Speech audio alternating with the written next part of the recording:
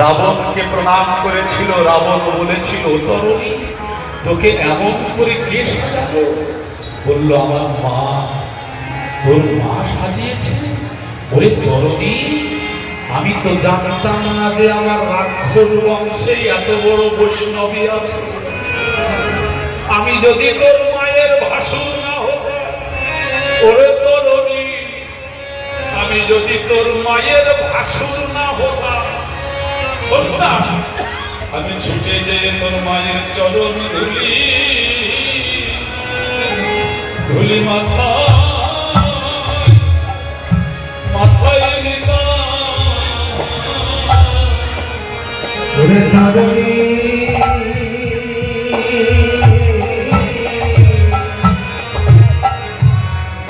আমি ছুটে যেয়ে তোর মায়ের চরণ ধুলি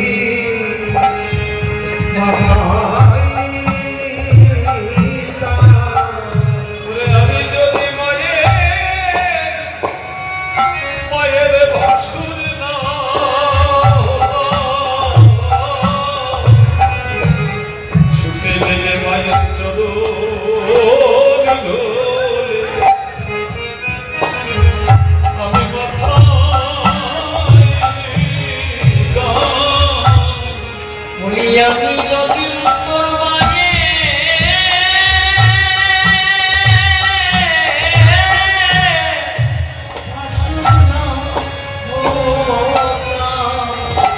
তোর মায়ের চরণ ধুলি আমি মাথায় নিতাম। ওরে তরুণী,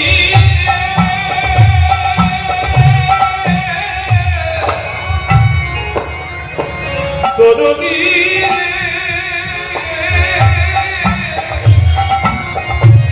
তুই যা তরুণী, তুই রামচন্দ্রের সম্মুখে যা। রামচন্দ্রের সামনে যখন দাঁড়িয়েছিল রামচন্দ্র বলল, শিশুর সঙ্গে যুদ্ধ করার নিয়ম নেই, বালকের সঙ্গে যুদ্ধ করার নিয়ম নেই।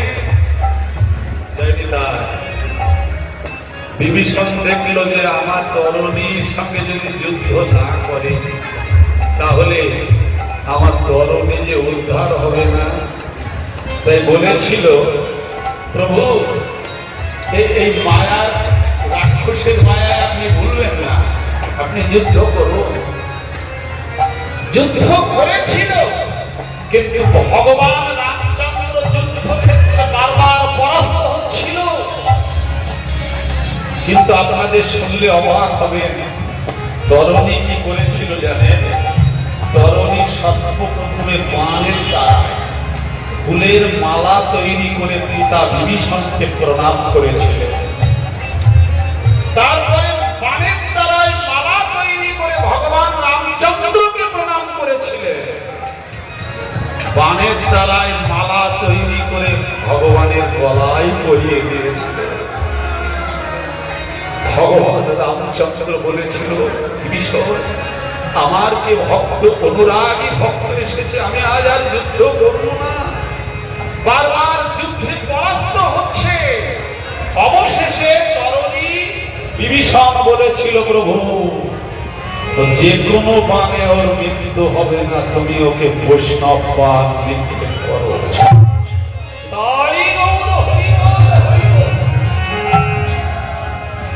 বৈষ্ণব বাণে নিক্ষেপ করলে তরুণী কাটা মুন্ডটা ভূতলে আছাড় খেয়ে পড়ল। আর বিভীষণ কি তখন থাকতে পারে? হাজারো বীরের পুত্র তো যেই কাছে ভগবান রামচন্দ্র কাটা মুন্ডটা হাতে করে নিয়েছে, যেই কাটা মুন্ড হাতে করে দাঁড়ালেন, তরুণী ওই কাটা মুন্ড দিয়ে জয় রাম শ্রীরাম বলে চার হতে লাগলো। এখন জয় রাম শ্রীরাম বলে রাম জয়, রাম জয়, রাম জয়, রাম জয়, রাম জয়, রাম জয়, রাম জয়,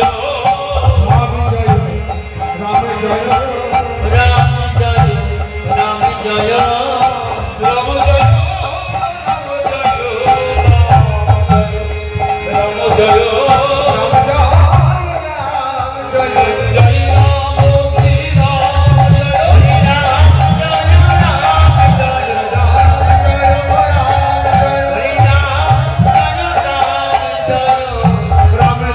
রাম জয় ভগবান রামচন্দ্র বলেছিলেন, তরুণী মৃত্যুকালে অন্তিম সময়ে তোমার বদনে সুবোল শুনলাম। সুবোল, এ জগতে ভগবানের নামই হচ্ছে একমাত্র সুবোল, আর সব কুবোল। হ্যাঁ, তাই তুমি আমার মরণ শাখা সুবোল হয়ে, এই জন্য ভগবানকে কিছু দিতে হয়, তবেই তো কাছের মানুষ হওয়া যায়। জাগতিক জগতে আমাদের দেখা যায়, অনেক সময় দেখা যায় যে যত বেশি টাকা দিতে পারে একজনকে বড় মানুষের কাছাকাছি যেতে পারে, তাই না? যে যত অর্থবিত্ত দিতে পারবে একজন হয়তো তার কাছের মানুষ হয়ে যাচ্ছে। কিন্তু এখানে তা নয়, দিতে হবে, তার জন্য কিছু ত্যাগ করতে হবে। তাই সুবল বারবার বলছে, বল না কানাই, কি হয়েছে বল।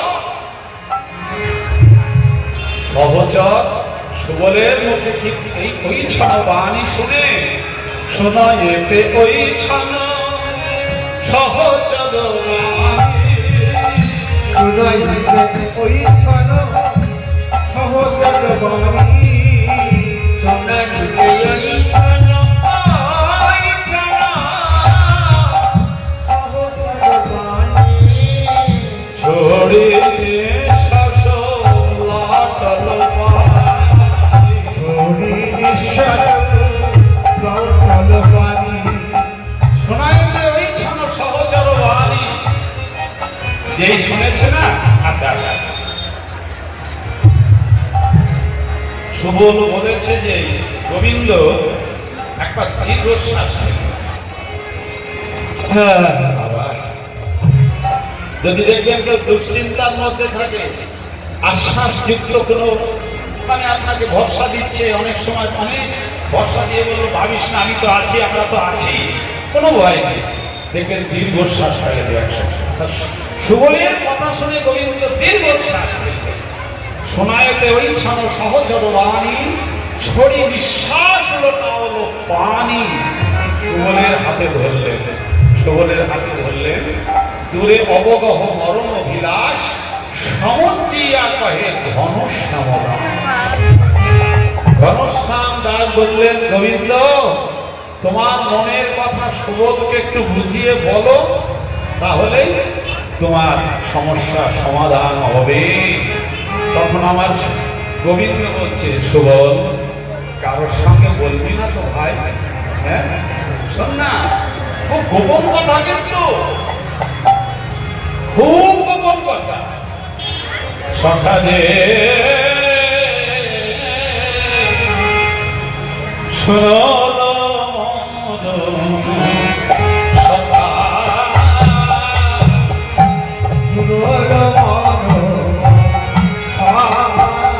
সকলে শুনো তোমার সাথা। সোনার প্রতিমা দিদি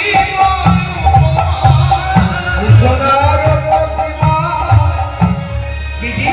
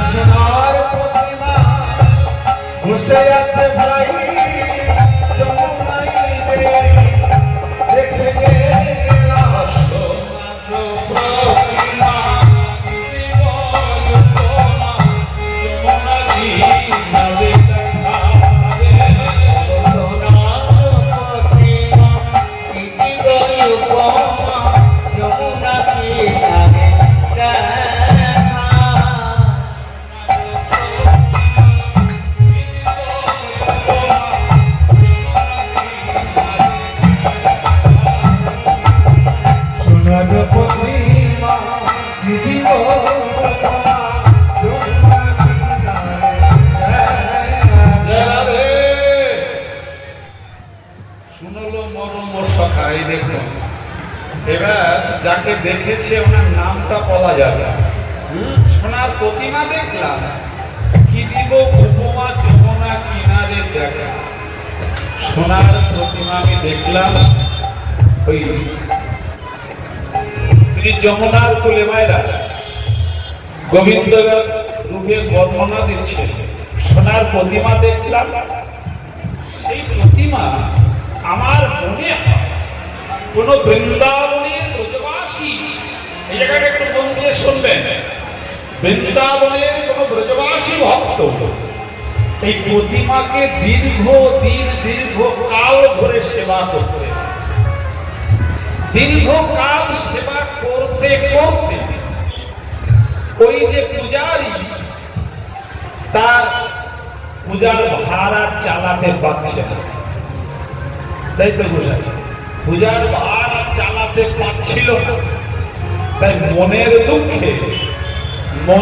দুঃখে ওই প্রতিমাকে যমুনায় বিসর্জন দিতে এসেছিল। তো বিসর্জন দিতে এসেছে, কিন্তু দীর্ঘকাল ওই প্রতিমাকে সেবা করেছে। তো মায়েরা, তো প্রতিমার প্রতি তো একটা মায়া জড়ানো উচিত নাকি, একটু টান হওয়া, মায়া হওয়া তো উচিত নাকি। দীর্ঘকাল যে প্রতিমাকে সেবা করেছে, পূজা করেছে, বিসর্জন দিতে এসেছে, তা সরাসরি জলে বিসর্জন না দিয়ে, হরে কৃষ্ণ, সরাসরি যমুনার জলে বিসর্জন না দিয়ে ওই যমুনার তীরে বসিয়ে রেখেছে। জয় রাধে। যমুনার জলে বসিয়ে রেখেছে মায়েরা, জলে এই যমুনার তীরে বসিয়ে রেখেছে। তো তীরে বসিয়ে রেখেছে, বিসর্জনটা দেয়নি। হরে কৃষ্ণ। এখানে একটা কথা, যারা ব্রজবাসী ভক্ত তারা আজ্জাই করুক বিসর্জনের পূজাটা করে।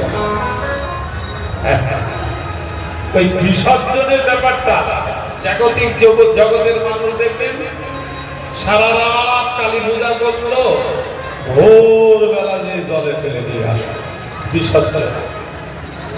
কিন্তু বৈষ্ণবেরা বিসর্জনের পূজা করেন না। বৈষ্ণবের যে পূজা করেন জন্ম জন্মান্তরে হৃদয় মন্দিরে, সেই প্রতিষ্ঠিত করে প্রতিমাকে সেবা করে, বিসর্জনের পূজা করেন না। তাই আমার মনে হয় সে বিসর্জন না দিয়ে তীরে বসিয়ে রেখেছে। সেবা চালাতে না পারলেই তো বিসর্জন দিতেই হয়। যদি প্রতিমার সেবা কেউ ঠিকঠাক চালাতে না পারে, কিন্তু প্রতিমা বিসর্জনে যায়। তাই বলছে সেই প্রতিমা আমার দিকে আর নয়নে তাকালো, সোনার প্রতিমা তাকিয়ে যেন আমার পানে বলতে লাগলো, হে গোবিন্দ, এই জগতে তুমি ছাড়াই আমার পূজারি মিলবে না, তাই তুমি আমাকে তুলে নিয়ে দিয়ে তোমার পঞ্চদলী নীলপদ্ম আমার মাথায় দিয়ে আমার পূজারি হয়ে পূজা করো, পূজারি হয়ে পূজা করো, পূজারি হয়ে পূজা করো, পূজারি হয়ে পূজা করো, পূজারি হয়ে পূজা করো, নীলপদ্ম মাথায় দিয়ে পূজারি হয়ে পূজা করো,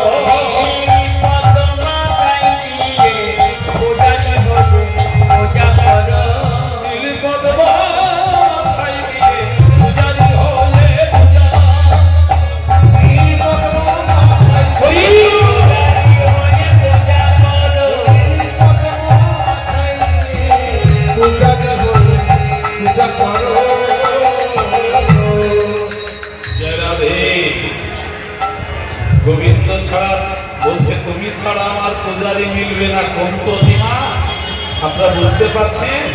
শ্রীকৃষ্ণের মানে যার নামটা আমি করতেই পারবো না। হ্যাঁ, এটাই হলো আমাদের লীলার বৈশিষ্ট্য। সেই প্রতিমার পূজা যারা করবেন, পূজারি অত সহজ নয়। ঘন্টা নাড়ালে পূজারি নয়। পূজা করতে যদিও পারি, কিন্তু আরতিটা অসম্ভব। আরতি রতি, হ্যাঁ রতি মানে রতি, আরতিকে রতিকে আরতি করতে হবে। কামকে নিষ্কাম করতে পারলে তিনি আরতি করতে পারেন, তাছাড়া সম্ভব নয়। তাই আমি দেখলাম, আর কি দেখলাম, সুধাকর সমুখলা, সুধাকর সমুখলা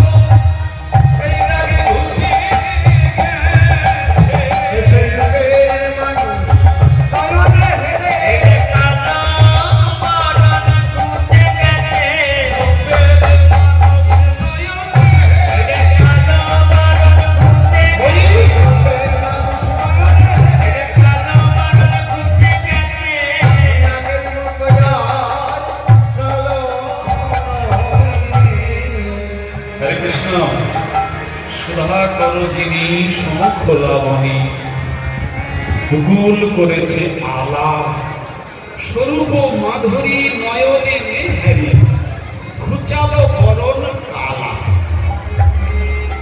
আচ্ছা, কোন পরিষ্কার মানুষকে দেখে কালো মানুষ পরিষ্কার হয়? এটা উল্টো কথা হয়ে গেল না? আপনারা মানবেন মায়েরা যে কালো আর একজন পরিষ্কার মানুষকে দেখে আর একজন কালো মানুষ পরিষ্কার হয়? এখনকার বর্তমান বিজ্ঞানের যুগে কেউ বিশ্বাস করবে? আসলে এর ভিতরে নিগুড় তত্ত্ব রয়েছে। পরিষ্কার বলতে কি জানেন? যাকে দেখেছে যাকে দেখেছে, যেনাকে দেখেছে, উনি অনন্ত কোটি ব্রহ্মাণ্ডের মধ্যে শ্রেষ্ঠ সাধু, শ্রেষ্ঠ বৈষ্ণব, শ্রেষ্ঠ ভক্ত। হ্যাঁ, ওনার উপর আর কেউ নেই। যার বাতাস গায়ে লাগলে মানুষ আমার মতো অসুর সাধু হয়ে যায়। তিনি কে, তার নাম আমরা নিতে পারছি না। একজন শ্রেষ্ঠ সাধু, স্বরূপ মাধুরী নয়নে নেহারি ঘোচালো বরণ কাল। সেই রূপ দেখে এই জায়গা আমি পরিষ্কার হয়ে গেছি। এই আগের মতো আর কালো নেই। যদি কেউ সাধু গুরু বৈষ্ণবকে,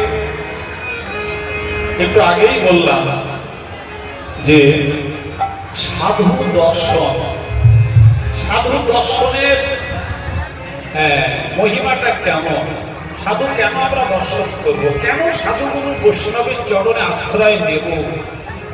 এটা কি শুধু একটা কাকতালি, না কেউ একটা ভয় দেখিয়ে রেখেছে তাই না?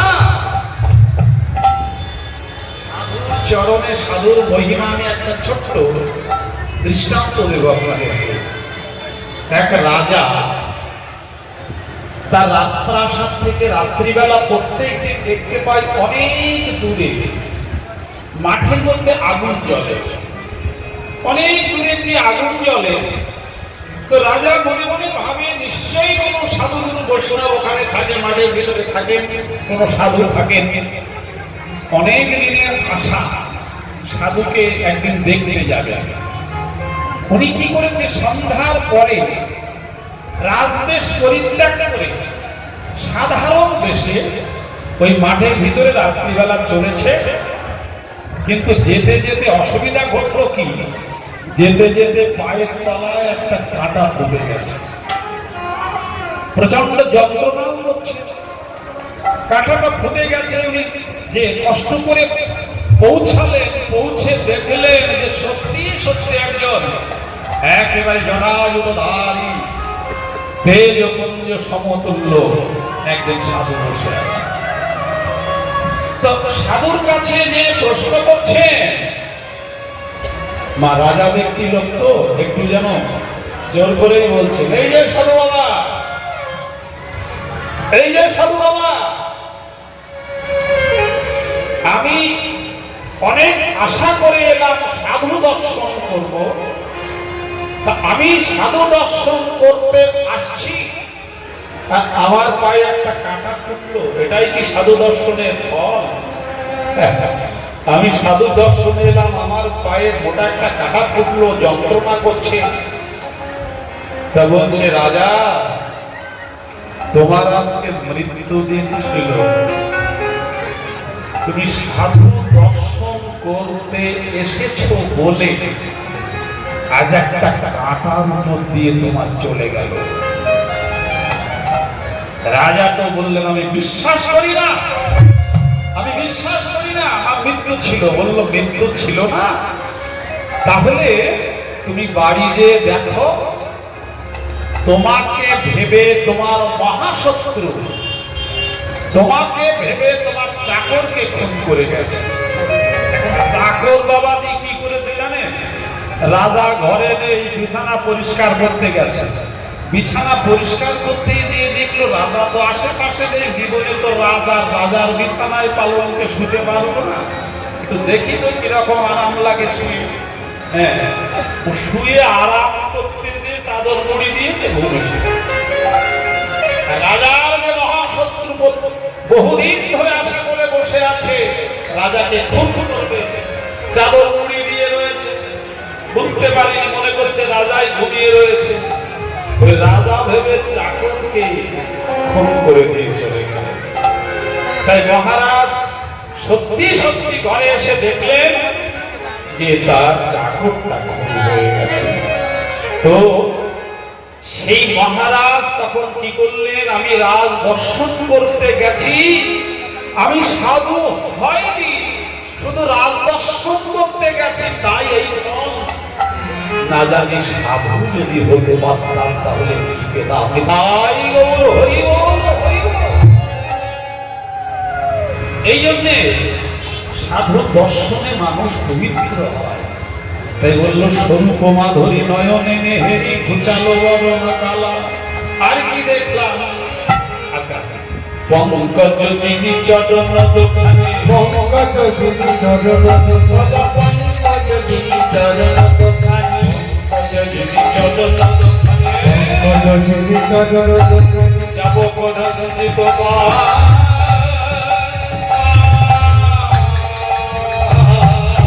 পঙ্কজ যিনি চরণ দোকানে যাব পরঞ্জিত পাই।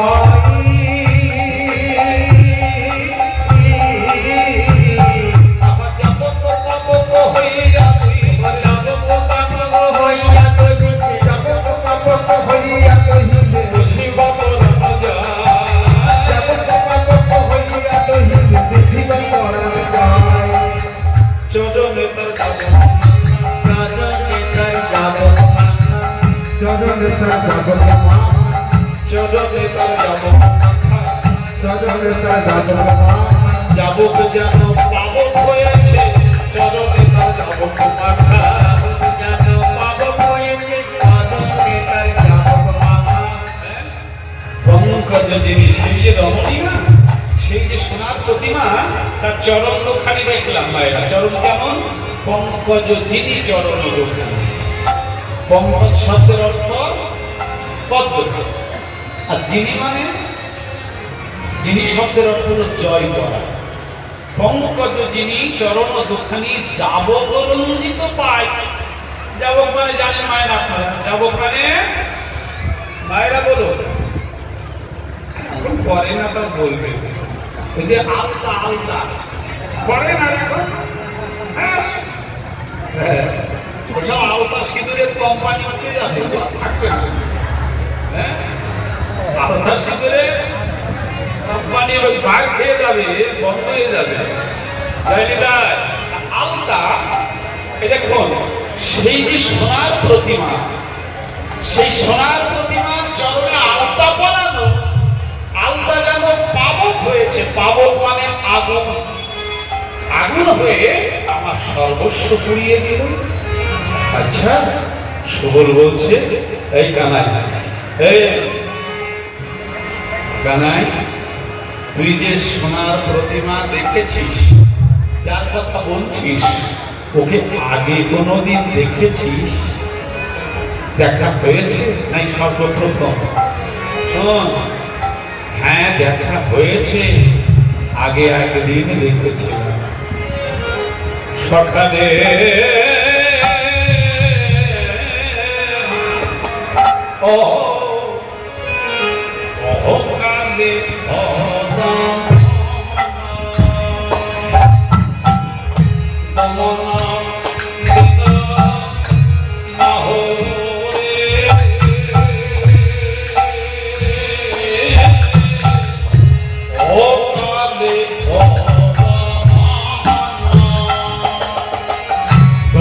দিন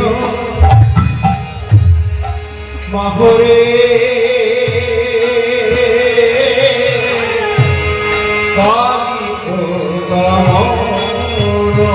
আমি সেই দিন দেখেছি, আমি সেই দিন দেখেছি, আমি সেই দিন দেখেছি, সেই দিন দেখেছি, কালির মাথায় নেচেছি,